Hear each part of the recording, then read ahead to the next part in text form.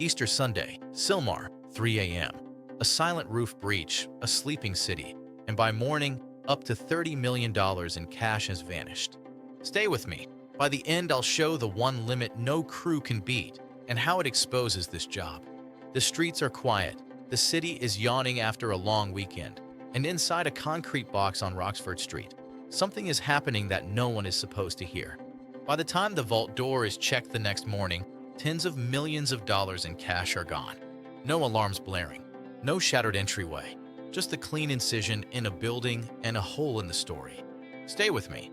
By the end, I'll show you the one limitation no crew can outsmart, and how that single detail points to where cases like this crack.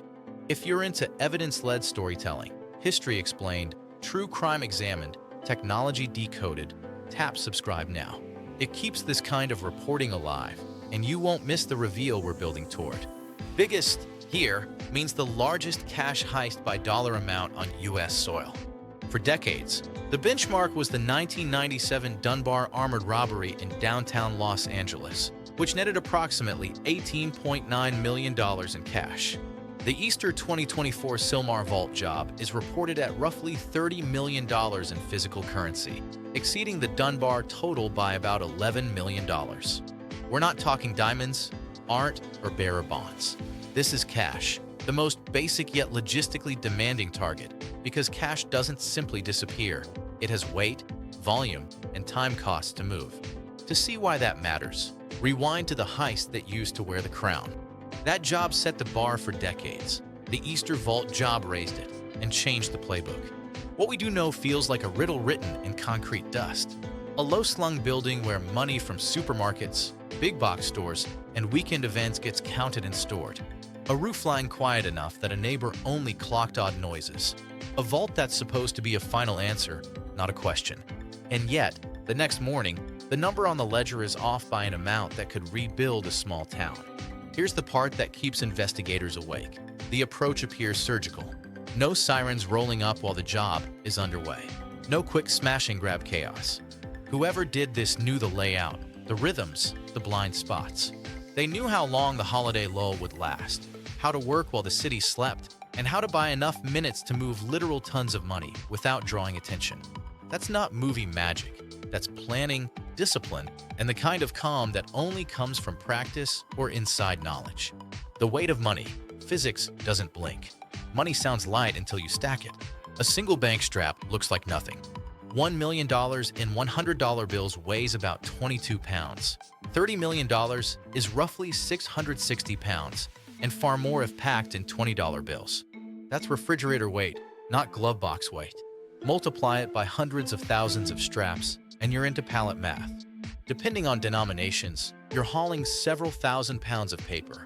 You don't casually throw that into a trunk and wave goodbye. You need access, containers, movement, and a staging plan that survives the moment a single camera, license plate reader, or neighbor cuts through the quiet. In a minute, I'll break down why the weight problem is the real tell in this story, and how older cases prove that clever thieves don't get caught because of how they go in, but because of how they try to get out with the cash. Anatomy of a modern vault job. There's a reason high-security facilities layer alarms, motion sensors, cameras, and tamper-proof vaults. Redundancy saves lives and money. So when a crew defeats those layers, investigators start with two hypotheses. Someone on the inside helped, or someone studied the system long enough to mimic an insider. You don't need a blueprint when you've already lived the building. That doesn't mean an employee has to be dirty. It can be a former contractor, a temporarily assigned tech, a third-party vendor, or simply a crew that mapped the rhythms from outside and learned the shift changes better than the staff. But even when the entry is elegant, the exit is messy. Think about the choreography it takes to lift that much currency. Loading without scuffing floors, keeping dust trails down, working in near darkness, managing noise, and avoiding the natural human mistakes. Dropped gear, torn packaging, improper weight distribution. You don't get a second take. That's why the smartest heists look almost boring from the outside. No fireworks, no hero shots, just a lot of quiet labor with the clock as the real enemy. A memory from the 1990s, when biggest had a different number. To understand why this new record looms so large, rewind to the late 90s. Downtown LA, an armored facility, and a man with a job title that sounds bureaucratic, safety inspector.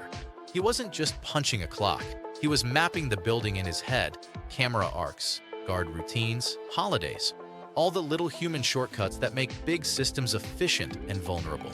When his crew finally moved, they did it on a weekend, hit the guards fast, knew exactly where the big stack sat, and left with nearly $19 million.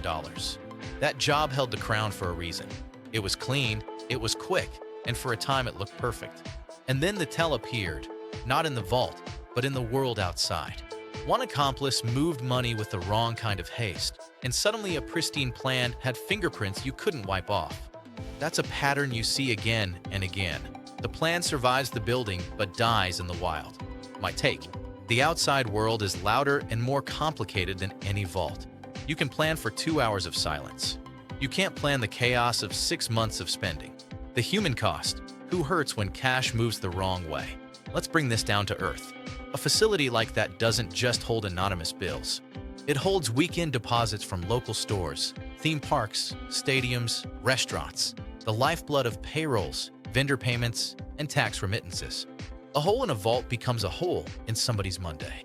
That's drivers sitting idle, managers calling suppliers, and accountants explaining why cleared funds aren't clearing. The story is spectacular on paper, sure, but the fallout is tediously human. And honestly, that's always where I look first. If you want to track a heist, track the people who suddenly can't do ordinary things. The trail that money leaves, and why it's hard to hide. Here it is, full circle. The limitation I teased at the top is weight. Not metaphorical weight, not guilt or risk. The literal, physical drag of millions in currency. It forces you to use vehicles you can't easily hide, spaces you don't fully control, and people you can't fully predict. Over weeks and months, weight becomes pattern. Pattern becomes evidence. Evidence becomes names. That's why the clever part of any heist isn't the entry. It's the exit, and the exit never lasts. If this connected new dots, subscribe to Nocedra. Start next with the Dunbar Heist, 1997's record. It picks up the trail. Members get the timeline pack via Join. Super Thanks funds extra fact-checking that keeps these films sharp.